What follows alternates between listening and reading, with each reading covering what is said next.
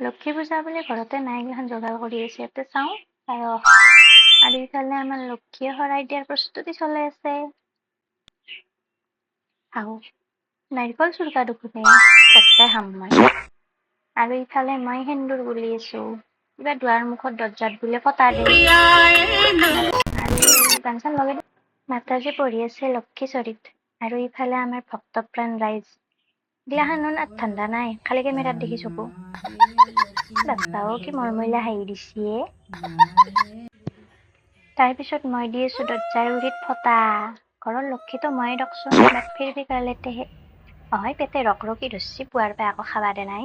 সেৱা এটা ময়ো কৰি দিলো জয় মা লক্ষ্মী পইচা পাতি দিবা অলপ ফাইনেলি প্ৰসাদ বিতৰণ